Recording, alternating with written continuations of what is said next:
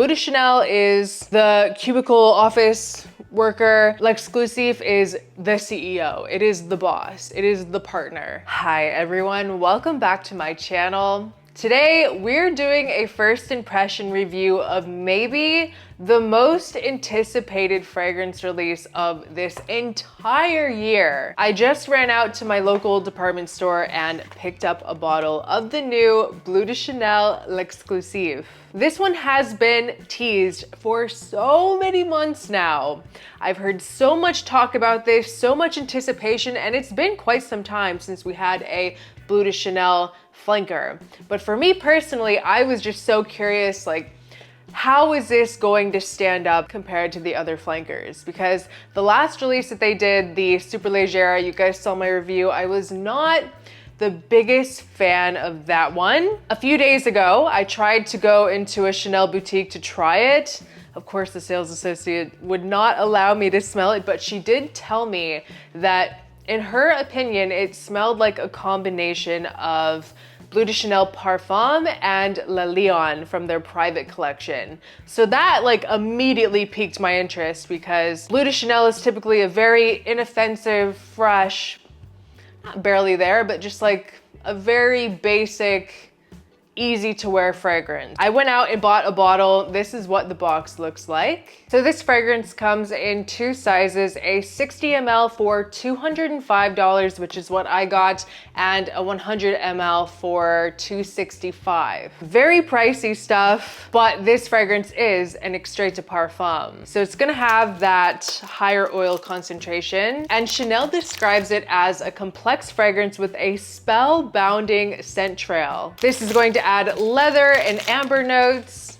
I'm so excited to smell this. Like, you guys have no idea how long I've been waiting for this. I do like the Bleu de Chanel line. So far, my favorite has been the Parfum. So you will notice a difference in the bottle design. It is more of a square shape. So I was kind of confused at first. I'm like, why is the bottle so small? It's because it's very wide versus their more standard, I mean, this is 100 ml, but you can see the width is quite different. This fragrance was created by the Chanel in-house perfumer, Olivier Polge. On the Chanel website, it doesn't give like an official note breakdown, but from what I gather, it has woods, amber, labdanum, and sandalwood.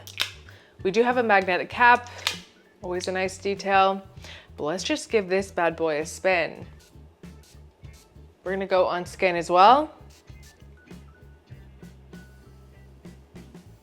Wow, I really get the La Lion reference here, but I do also feel that kind of like grapefruity, citrusy Bleu de Chanel DNA, but instantly it is very different than any other flanker that they have, even different than the Parfum. I'm actually going to spray the Parfum now to kind of give a side-by-side reference. Yeah, wow.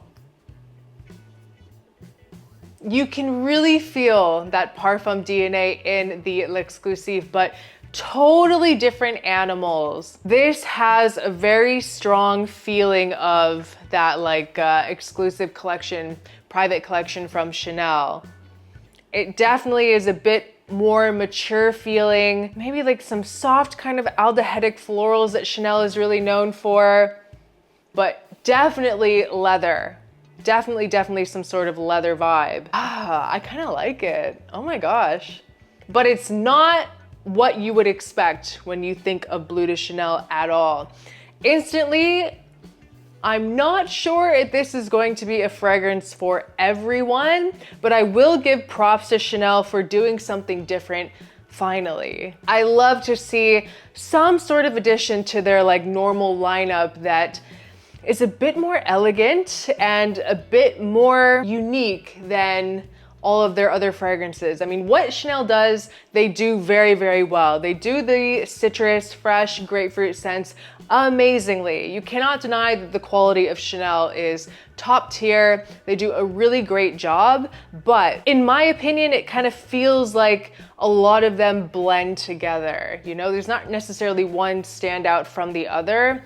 In the Allure Homme line, in the Bleu de Chanel line, it's kind of like you pick one and you just stick with it. But this is going to take away that feeling of redundancy in the Chanel lineup. It feels very grown up. It has, I don't know. I want to say that it feels kind of sexy, but I don't think that that's what most people are gonna think when they smell this. But for me, it's kind of creating this imagery and sense of security and comfort that you would find like in a man with life experience, like maybe a little bit of an older man, versus like Bleu de Chanel is just fresh and clean. Anyone could wear it, great for the office.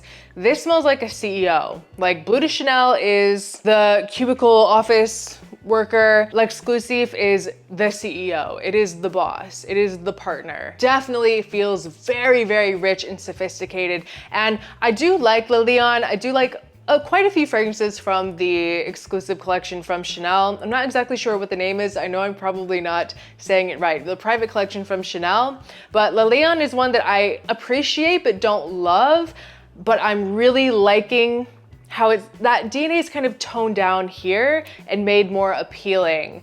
And I said this when I was talking with the sales associate in Chanel. I didn't smell the fragrance, but when she told me that it was like Le Lion and the Bleu de Chanel Parfum, I told her, I said, this could be a really great middle ground and stepping stone for people to go from the like more mass appealing line to the private collection. It could really introduce a whole new audience to their private collection because they don't really have anything that's in the middle. I mean, maybe like Chanel No. 5, but I don't know. This in the masculine world is going to kind of open the door for a lot of men to want to discover more Chanel fragrances in their higher end collection. It's really nice. It feels like a fragrance with a lot of substance, and the leather is done in a different way. It doesn't really feel like a rugged, like cowboy ombre leather, like dark leather scent. There is a bit of freshness, and it comes off more like a labdanum resinous, almost like slightly suede-like. It's not what I would call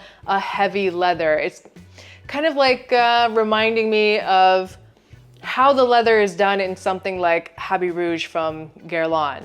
But you guys know I don't like Habit Rouge, but it's done much better here because it does take some more appealing accords, like the citruses, like that freshness. I like it. Let's smell it on the skin.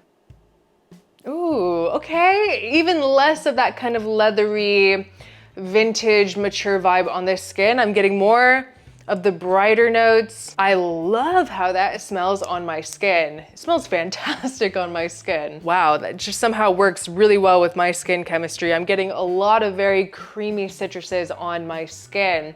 It's almost giving me like, this is crazy to say. It has everything that I just said, but there's a hint of something that reminds me of like afternoon swim on my skin, which is nuts. Did not smell like that on the paper at all. And I do not have anything on my skin, so don't even go there. Have not worn a perfume yet. That is really, really, really, really nice. Very sophisticated feeling, but I have to reiterate, I don't think that it's going to be something that a lot of people like. I don't know, it could be a total hit or miss. It's a 50-50 shot here. There is something a bit challenging about that kind of vintage DNA, but it does have appealing aspects to it as well. So I'm really excited to watch more reviews on this and to see what other people have to say. If I had to rate it, it smells so good on my skin. Wow. If I had to rate it based off of the first impression, I would give it a solid 8.5 out of 10. And what a wild ride, because when I first heard this being teased, I was not expecting so much. I really thought it was just gonna kind of blend in with the rest of the Bleu de Chanel line. But then once that essay told me that it smells like Le Lion, I was like, oh, that could be very interesting. That's beautiful.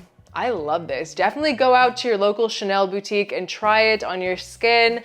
I believe this is at Macy's as well, and eventually will be at all the department stores. So really, really nice, guys. I'm gonna keep wearing this and I'm gonna test the performance, see how things go, and then eventually I will come back and do a side-by-side review of all the Bleu de Chanel flankers. We'll do a nice updated Bleu de Chanel buying guide. That was just my first impression review of the new fragrance from Chanel, Bleu de Chanel L'Exclusif. I hope you guys enjoyed this video. Please leave a comment down below if you're interested in trying this fragrance. What is your favorite Bleu de Chanel flanker? I would love to know what you think.